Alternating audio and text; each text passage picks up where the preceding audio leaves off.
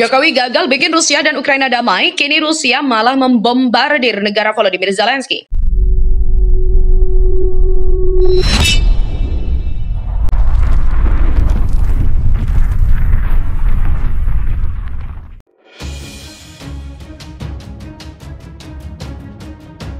Presiden Indonesia Jokowi gagal membuat Rusia dan Ukraina damai. Bagaimana tidak, niatnya Jokowi datang ke Ukraina dan Rusia untuk misi perdamaian, tapi kini Rusia malah membombardir Ukraina. Bukannya damai, negara yang dipimpin Presiden Rusia Vladimir Putin itu malah kembali membombardir negara kekuasaan Presiden Ukraina Volodymyr Zelensky. Pihak Rusia dikabarkan telah meningkatkan serangan ke Ukraina pada Kamis 30 Juni seusai Presiden RI Joko Widodo berkunjung. Diketahui Presiden Jokowi dijadwalkan bertemu Presiden Rusia Vladimir Putin setelah sebelumnya bertemu dengan Presiden Ukraina Volodymyr Zelensky. Diberitakan sebelumnya, Presiden Jokowi berhasil menemui Volodymyr Zelensky di Istana Mariinsky, Ukraina pada Rabu.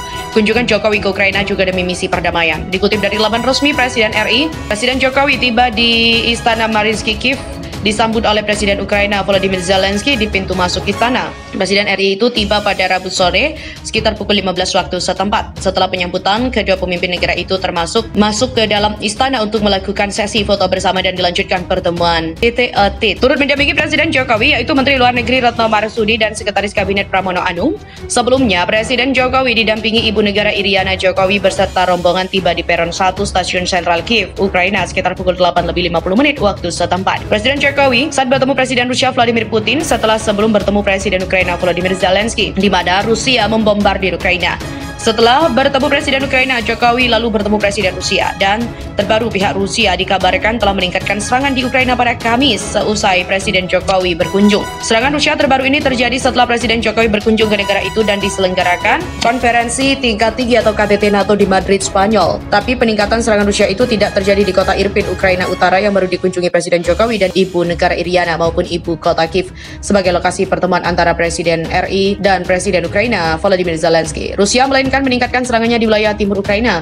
Diberitakan Reuters, Rusia melanjutkan serangannya di Ukraina Timur pada Kamis. Hal itu nyatanya terjadi setelah NATO juga mengecap Rusia sebagai ancaman langsung terbesar bagi keamanan Barat dan menyetujui rencana untuk memodernisasi angkatan bersenjata Ukraina yang terkepung. Pihak berwenang Ukraina mengatakan mereka tengah berusaha untuk mengevakuasi penduduk dari kota Lysychansk. Presiden Jokowi menemui Presiden Ukraina Volodymyr Zelensky. Di kota itu terdapat sekitar 15.000 orang yang dilaporkan tetap berada di bawah pengeboman tanpa henti. Pertempuran terus berlangsung, Rusia terus-menerus menyerang, tidak ada kata menyerah, kata Gubernur Regional Serhiy Gaidai. Sementara itu di wilayah Kherson, Ukraina Selatan, pasukan Ukraina dilaporkan tengah melawan balik dengan serangan artileri mereka sendiri. Hal ini dikatakan oleh Alexei Arestovych, penasihat Presiden Ukraina, dalam sebuah video yang diposting online pada KTT pada hari Rabu yang didominasi oleh pembahasan invasi Rusia ke Ukraina dan pergolakan geopolitik yang disebabkannya. NATO diketahui telah mengundang Swedia dan Finlandia untuk bergabung menjadi anggota. NATO juga menjanjikan peningkatan 7 kali lipat dari tahun 2023 dalam pasukan tempur dalam siaga tinggi di sepanjang sisi timurnya. Sebagai reaksi, Presiden Vladimir Putin mengatakan pada Rabu bahwa Rusia akan menanggapi dengan cara yang sama jika NATO mengerahkan pasukan dan infrastruktur di Finlandia dan Swedia setelah mereka bergabung dengan aliansi militer pimpinan AS itu. Putin yang dikutip oleh kantor-kantor berita Rusia TASS mengatakan dia tidak dapat mengesampingkan bahwa ketegangan akan muncul dalam hubungan Moskwa dengan Helsinki dan juga Stockholm setelah bergabung dengan NATO.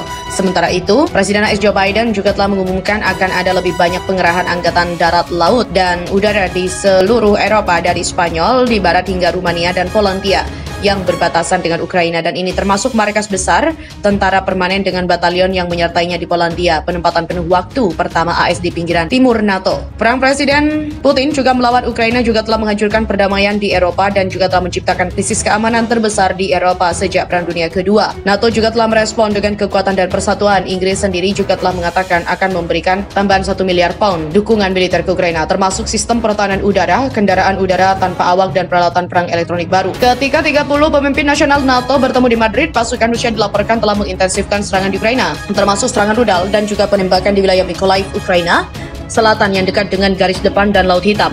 Wali kota Mykolaiv mengatakan sebuah rudal Rusia telah menewaskan sedikitnya 5 orang di sebuah bangunan perumahan di sana. Sementara Mokswa mengatakan pasukannya telah menghantam apa yang disebutnya sebagai pangkalan pelatihan tentara bayaran asing di wilayah itu.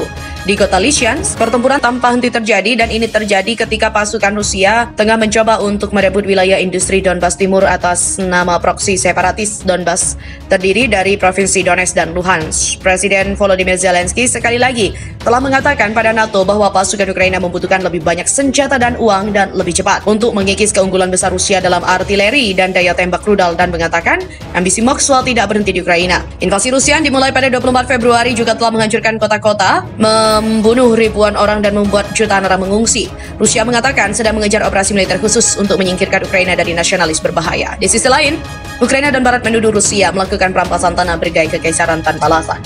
Pejabat tinggi intelijen AS Avril Haines mengatakan pada Rabu bahwa skenario jangka pendek yang paling mungkin adalah konflik yang menggila di mana Mokswa hanya mendapatkan keuntungan tambahan tapi tidak ada terobosan pada tujuan untuk menguasai sebagian besar Ukraina.